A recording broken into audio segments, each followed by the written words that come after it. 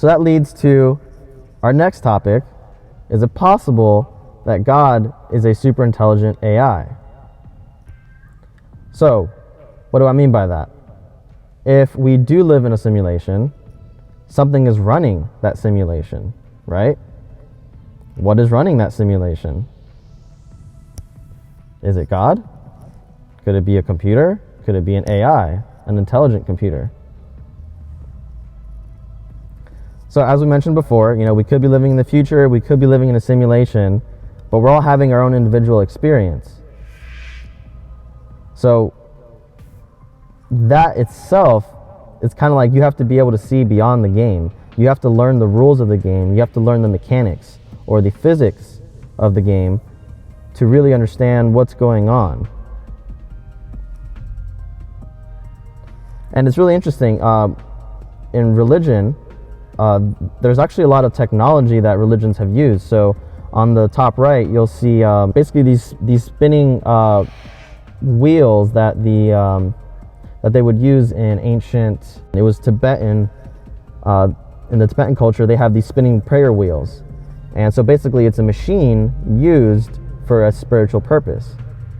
In Japan, they actually have this robot here on the left, which is actually a Buddhist robot, and it will perform all sorts of ceremonies, like a death ceremony, a marriage ceremony, all these things that they've programmed into it to do. So they basically are making a robot literally be used for spiritual purposes. And so in our Western society, we think that's a very crazy idea. But in other cultures, so here's a very great quote by the president of Robotics Society of Japan. He says, "In Japan, we believe all inanimate objects have a soul. So a metal robot is no different from a human in that respect. So there are less boundaries between humans and objects." So if there's that similarity in that culture, we can't automatically dismiss it. We can question it, but we should consider the implications of what they're talking about. If objects can have souls, then why not some sort of AI program? Why not something spiritual? So we like to think of objects as dead, as having no life, and only animals and plants and humans as having life. But there's a very interesting idea called panpsychism. Back before the major religions arise, there was something called animism, which most tribes believed in, and it basically was along the lines of everything is living. Everything, even the rocks or the streams or the sky or the stars, everything is alive. Which I find very interesting, because if you study quantum physics, it seems to imply that the universe is watching you all the time. So it knows if you're looking, and it will react based on if you're looking or not. So that kind of adds credence to that idea. Speaking of technology, there's another very interesting invention called the God helmet. So this psychologist basically created this helmet that was meant to stimulate the temporal lobes of the human mind to see if one side of the brain would react differently from the other. And he found a very interesting result from that. He claimed that people were having these spiritual experiences. They would hear voices, or they would see things, or they would feel the presence of some spiritual entity, which is a very interesting concept. And it's another thing that leads to one of my observations, in that the human nervous system is really a bridge, and it basically bridges the physical world with the spiritual world. So our neurology is incredibly important, and when I say neurology, I mean your brain, your spinal cord, all the nerves that come out of that. It basically filters all of your experience, everything you see, smell, touch, taste, feel, everything runs through the nervous system and gets processed by your brain. So that's kind of like the old adage of, in the movie The Matrix, Neo is talking to Morpheus, and Morpheus tells him, how do you know that what you experience is real when, basically your brain has all these electrical impulses, and everything that you experience gets turned into an electrical impulse that goes to your brain. How do you know that you're not, living in some kind of matrix? So going back to what I was saying. So yes, there was a very interesting experiment with this God helmet, where people were having these spiritual experiences based on stimulation of their temporal lobes. So again, that kind of adds to the idea that our brain and our nervous system is processing everything that we experience, and it is the link between the physical, the here and now, and then the spiritual, the things that are beyond that. So if you think of reality as a simulation, and so if we're living in a simulation and something is running the simulation, could it be that it was coded, that it was programmed? Could God be some programmer that we don't know, that we cannot see? Just like you don't see the programmer of a video game, you never get to meet them, but you can kind of see a little bit of how they view the world and gather some of their ideas through playing their video games or through consuming their media, which you could technically say even a video, meaning like a movie, would be a simulation. But we never actually meet the people that wrote it, or we might, but usually we don't. We might meet them, but usually we don't, but we can glean things from them. So what if God is a programmer? And so actually, even in Western society, we have kind of examples of this simulation hypothesis, this kind of life is a dream sort of mentality, where when, for example, we'll use the Genesis story, where God created Eve from Adam, but before he could do that, he had to put Adam into some kind of sleep, a very deep sleep. And from that moment, then God was able to, bring forth Eve, right? So you could even say, even in Western society, this could be a possibility.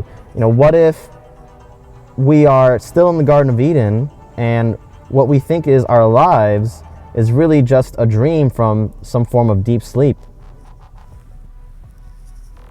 What if our deep sleep is what we call the simulation that we call reality? What if dreaming and virtual reality is really one and the same thing, where it's creating new worlds, creating new places, creating new experiences and information? That is the one thing that links it all together, is whether it's real or not, it doesn't matter. It's all information, and information is what's real. So what if we're in heaven right now and we have no clue?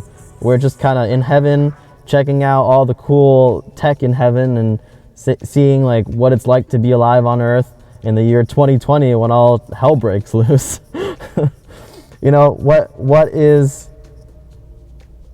What is true reality, and what lies beyond that? This might just be God's way of teaching us things, making us humble, saying, hey, there's all this wealth of information I could tell you, or you can experience it. And I can hold your hand through it, and you'll be okay when you arise on the other side. But you'll have all this wisdom. It's not beyond the realm of possibility that God is kind of behind the scenes running the show, but it's for our own benefit. You could even say in the scenario that I gave prior, what if we're living in the future? What if the simulation is run by some sort of council, or some sort of, I guess you could say, group of people that really just want to advance human beings, like their souls, basically to develop them to be more benevolent. So if they are able to achieve that benevolence, then they're allowed into the real society when, they basically checked out to make sure that, this person is stable. This person can actually contribute to our beautiful utopian society because now they've earned it. They've reached that level of understanding and wisdom and patience, that level of enlightenment.